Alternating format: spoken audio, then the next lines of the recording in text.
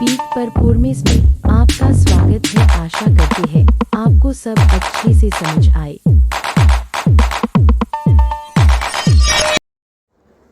नमस्कार दोस्तों, कैसे हैं आप सभी लोग। स्वागत है आपका मेरे YouTube चैनल पीक परफॉर्मर्स में। तो देखिए दोस्तों, आज हम वीडियो डालने जा रहे हैं यूपी टेट हिंदी की। और यूपी टेट का एग्ज़ाम भी जल्दी ही होगा, जनवरी के आसपास इसका एग्ज़ाम होने वाला है। तो आप अपनी तैयारी जारी रखिए और इस बार आप सुनिश्चित कर लीजिए कि आपको अपनी एक सीट सुनिश्चित करनी है। तो हिंदी में क्वेश्चन नंबर 1 है हमारी स्क्रीन पर। प्रयोजन का समानार्थी नहीं है। ऑप्शन है हेतु, लक्ष्य, उद्देश्य, नियोजन। तो देखिए दोस्तों, प्रयोजन के समानार्थी शब्द हैं हेतु, लक्ष्य और उद्देश्य। ये सब प्रयोजन के समानार्थी शब्द हैं, लेकिन इसमें समानार्थी नहीं है पूछा गया है। तो इसका राइट आंसर होगा प्रयोजन का समानार्थी नियोजन, क्योंकि नियोजन का अर्थ है नियुक्त करने की क्रिया या सेवा योजन। तो ये समानार्थी नहीं है प्रयोजन का। इसका राइट आंसर नियोजन है। नेक्स्ट क्वेश्चन है हमारी स्क्रीन पर, क्वेश्चन नंबर 2। ऋजु, ऋजु का विलोम शब्द है। क्वेश्चन नंबर 2 है हमारी स्क्रीन पर, शब्द है। तो देखिए दोस्तों, ऋजु का विलोम शब्द क्या होगा, क्योंकि ऋजु का अर्थ है सीधा, सीधा। तो सीधे का विलोम शब्द क्या होगा, टेढ़ा। तो टेढ़ा, वक्र मीन्स होता है टेढ़ा, तो वक्र का अर्थ होता है टेढ़ा। तो इस प्रकार ये दोनों एक दूसरे के विपरीत है। तो विपरीत अर्थ देने वाले को कहते हैं विलोम शब्द। तो ऋजु का विलोम शब्द क्या होगा, वक्र। इसका सही आंसर है वक्र, ऑप्शन नंबर 4। नेक्स्ट क्वेश्चन है हमारी स्क्रीन पर, क्वेश्चन नंबर 3। आप भला तो जग भला, वाक्य में सर्वनाम के किस भेद का बोध होता है।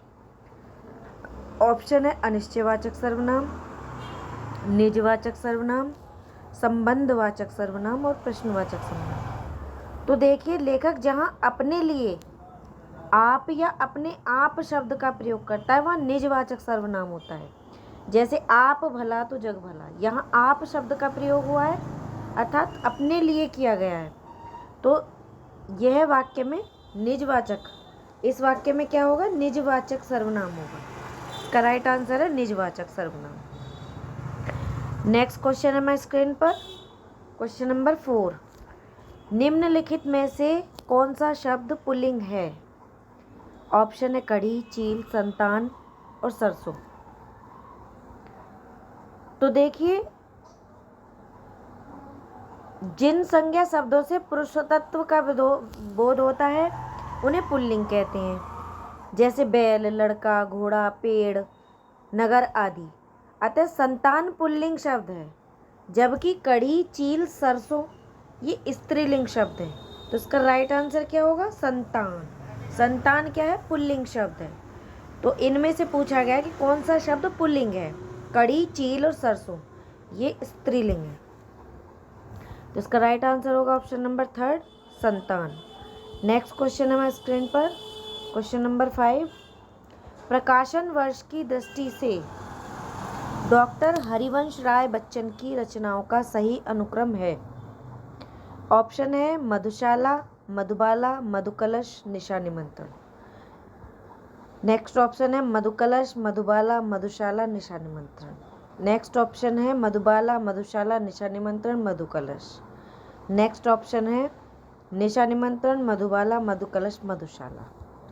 तो देखिए दोस्तों, इसका राइट आंसर होगा मधुशाला, मधुबाला, मधुकलश और निशा निमंत्रण, क्योंकि प्रकाशन वर्ष की दृष्टि से डॉक्टर हरिवंश राय बच्चन की जो रचनाओं का सही अनुक्रम है वो है मधुशाला। मधुशाला 1935 में पब्लिश हुई थी, मधुबाला 1936 में, मधुकलश 1937 में और निशा निमंत्रण 1938 में। तो ये 1935 में, ये 1936 में, ये 1937 में और ये 1938 में। तो सही कालक्रम कौन सा है? अनुक्रम सही अनुक्रम है मधुशाला, मधुबाला, मधुकलश और निशा निमंत्रण। इसका राइट आंसर होगा ऑप्शन नंबर 1। नेक्स्ट क्वेश्चन है हमारी स्क्रीन पर, क्वेश्चन नंबर 6। तुलसीदास के रचनाकार हैं। ऑप्शन है केशवदास, महादेवी वर्मा, रामविलास शर्मा और सूर्यकांत त्रिपाठी निराला। तो देखिए तुलसीदास सूर्यकांत त्रिपाठी निराला जी की है, सूर्यकांत त्रिपाठी जी निराला जी की है, सूर्यकांत त्रिपाठी निराला जी की है। इसका राइट आंसर सूर्यकांत त्रिपाठी निराला है। इनकी प्रसिद्ध रचना है ये खंड काव्य वर्ष 1938 में प्रकाशित हुआ था और इसका जो कथानक जन सामान्य में प्रचलित उस कहानी पर आधारित है जिसमें गोस्वामी तुलसीदास को अपनी स्त्री पर अत्यधिक आसक्त बताया गया है। तो इसका राइट आंसर है सूर्यकांत त्रिपाठी निराला। नेक्स्ट क्वेश्चन है हमारे स्क्रीन पर, क्वेश्चन नंबर 7। अन्य से अनन्य आत्मकथा किसकी है? ऑप्शन है प्रभा खेतान, मन्नू भंडारी, ऊषा प्रियंवदा, सुषम वेदी। तो इसका राइट आंसर है प्रभा खेतान। अन्य से अनन्या प्रभा खेतान की आत्मकथा है। यह आत्मकथा पहले साहित्यिक पत्रिका हंस में धारावाहिक के रूप में छपी थी। अब पुस्तक के रूप में राजकमल प्रकाशन ने इसे वर्ष 2007 में प्रकाशित किया और इस पुस्तक में प्रभा खेतान ने अपनी जिंदगी के सफरनामे को बेबाकी के साथ प्रस्तुत किया है। तो इसके राइटर कौन है इसकी आत्मकथा की? अन्य से अनन्या आत्मकथा किसकी है? तो प्रभा खेतान की। नेक्स्ट क्वेश्चन है स्क्रीन पर, क्वेश्चन नंबर 8। प्रभु जी तुम चंदन हम पानी किसका वाक्य है? प्रभु जी तुम चंदन हम पानी। ऑप्शन है दादू, कबीर, रैदास और नानक। तो इसका राइट आंसर है रैदास। प्रभु जी तुम चंदन हम पानी रैदास जी की पंक्ति है। उनकी यह चौपाई भजन के रूप में प्रचलित है और इस पंक्ति में कवि ने स्वयं को अपनी तथा प्रभु को स्वयं को पानी और प्रभु को चंदन माना है। यहाँ प्रभु की श्रेष्ठता सिद्ध की गई है। तो ये कथन किसका है? प्रभु जी तुम चंदन हम पानी, तो ये संत रैदास का है और प्रभु जी को चंदन बताया गया है और खुद को पानी बताया गया है। नेक्स्ट क्वेश्चन है स्क्रीन पर, क्वेश्चन नंबर 9। राम आम खाता है में वाच्य का कौन सा रूप है? राम आम खाता है में वाच्य का कौन सा रूप है? ऑप्शन भाववाच्य, कर्मवाच्य, कृतवाच्य, उभयवाच्य। इसका राइट आंसर है कृतवाच्य।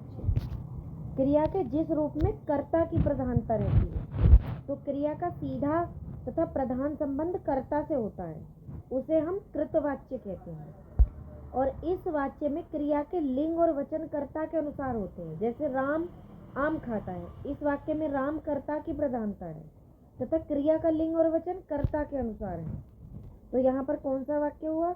वाच्य हुआ कृतवाच्य। नेक्स्ट क्वेश्चन हमारे स्क्रीन पर, क्वेश्चन नंबर 10। रहीमन पानी राखिए बिन पानी सब सून, पानी गए न उबरे मोती मानस चून। तो उपरोक्त दोहे में कौन सा अलंकार है? ऑप्शन है रूपक अलंकार, उपमा अलंकार, श्लेष अलंकार या उत्प्रेक्षा अलंकार। तो देखिए इसका राइट आंसर होगा श्लेष अलंकार। इसका राइट आंसर है श्लेष अलंकार। जब किसी शब्द का प्रयोग एक ही बार किया जाता है, जब किसी शब्द का प्रयोग एक ही बार किया जाता है लेकिन उसके अर्थ कई निकलते हैं, अलग अलग निकलते हैं, तब वहाँ श्लेष अलंकार होता है। जैसे यहाँ पानी, पानी गए न उबरे मोती मानस चून, यानी कि इस दोहे में पानी शब्द का प्रयोग 3 अर्थों में किया गया है। मनुष्य के संदर्भ में आत्मसम्मान और मोती के संदर्भ में चमक या कांति और आटे के संदर्भ में जल। तो अतः यहाँ श्लेष अलंकार हुआ क्योंकि यहाँ पर शब्द एक है लेकिन उसके अर्थ कई हैं, तो यहाँ पर श्लेष अलंकार हुआ। नेक्स्ट क्वेश्चन है हमारे स्क्रीन पर, क्वेश्चन नंबर 11। निम्नलिखित में से कौन सा शब्द शुद्ध है? चांद, चांद, अंगना, अंक और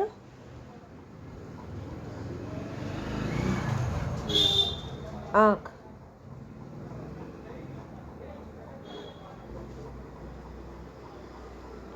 तो देखिए दोस्तों, यहाँ पर अंगना शब्द जो है वो शुद्ध है। कैसे? क्योंकि चांद को हम चंद्र बिंदु के साथ लिखते हैं, अंक को हम अंकी बिंदी के साथ लिखते हैं, आंख को हम चंद्र बिंदु के साथ लिखते हैं। लेकिन अंगना, अंगना ऐसे ही लिखा जाता है। अंगना शुद्ध शब्द है, इसका अर्थ है सुंदर अंगों वाली स्त्री। अन्य विकल्प अशुद्ध हैं। जैसे चांद, चांद को चंद्र बिंदु के साथ लिखते हैं। अंक, अंक में चंद्र बिंदु नहीं लगता है, केवल बिंदी लगती है। और आंख में चंद्र बिंदु लगता है। तो इसका राइट आंसर होगा अंगना। नेक्स्ट क्वेश्चन है हमारी स्क्रीन पर, क्वेश्चन नंबर 12। निम्न में से किस शब्द की वर्तनी सही है? सम्मिधि, सन्निधि, सन्निधि और सन्निधि। तो इसका राइट आंसर है ऑप्शन नंबर 3, सन्निधि। क्योंकि सन्निधि शब्द जो है वो शुद्ध वर्तनी वाला शब्द है। इसका अर्थ है पास होने का भाव। अन्य जो ये हैं विकल्प, ये सब गलत है, ये गलत लिखे हुए हैं। जो शुद्ध वाक्य है वो ये है, option number C. Next question है हमारी स्क्रीन पर, क्वेश्चन नंबर 13। उपचारात्मक शिक्षण की सफलता निर्भर करती है, ऑप्शन है समय व्याप्ति पर, भाषिक नियमों के ज्ञान पर, उपचारात्मक शिक्षण की सामग्री पर, या समस्याओं के कारणों की सही पहचान पर। तो इसका जो राइट आंसर होगा वो ऑप्शन नंबर 4 होगा, समस्याओं के कारणों की सही पहचान पर। क्योंकि उपचारात्मक शिक्षण की जो सफलता है वो समस्याओं के कारणों की सही पहचान पर निर्भर करती है। इसका राइट आंसर होगा ऑप्शन नंबर 4। नेक्स्ट क्वेश्चन हमारे स्क्रीन पर, क्वेश्चन नंबर 14। घोंसले में चिड़िया है में कौन सा कारक है? घोंसले में चिड़िया है में कौन सा कारक है? संबंध, अपादान, अधिकरण, संप्रदान। तो देखिए कारक इसमें अधिकरण होगा, क्योंकि कर्ता ने कर्म को करण से के द्वारा अधिकरण में पे पर, जहाँ पर में आ गया घोंसले में, तो घोंसले में चिड़िया है तो यहाँ पर अधिकरण कारक हो गया। क्योंकि संज्ञेय सर्वनाम के जिस रूप से क्रिया का आधार सूचित होता है उसे अधिकरण कारक कहते हैं। और इसके परसर्ग में, पे, पर, ये जैसे घोंसले में चिड़िया है तो वाक्य के घोंसले में अधिकरण कारक आ गया। जहाँ पर में वर्ड का यूज हो गया वहाँ पर अधिकरण कारक आ गया। तो इसका राइट आंसर है ऑप्शन नंबर 3, अधिकरण। नेक्स्ट क्वेश्चन है हमारे स्क्रीन पर, क्वेश्चन नंबर 15। कनप्रिया के रचनाकार कौन है? कनप्रिया के रचनाकार कौन है? ऑप्शन है रांगेय राघव, धर्मवीर भारती, नागार्जुन और भगवती चरण वर्मा। तो इसका राइट आंसर होगा धर्मवीर भारती। कनप्रिया के रचनाकार धर्मवीर भारती हैं। यह एक खंड काव्य है जिसका प्रथम संस्करण वर्ष 1959 में प्रकाशित हुआ था और अब तक इसके 10 से अधिक संस्करण प्रकाशित हो चुके हैं। इस रचना में धर्मवीर भारती ने नारी के अंतर मन की एक एक परत खोल कर रख दी है। इसमें नारी के मन की संवेदनाओं और प्यार के नैसर्गिक सौंदर्य का अप्रतिम चित्रण किया गया है। इसका राइट आंसर है धर्मवीर भारती। इसी के साथ वीडियो यहीं समाप्त होती है हमारे दोस्तों। आशा है कि आप सभी को वीडियो पसंद आई होगी, तो प्लीज़ चैनल को सब्सक्राइब कर दीजिएगा, वीडियो को लाइक शेयर कर दीजिएगा। धन्यवाद।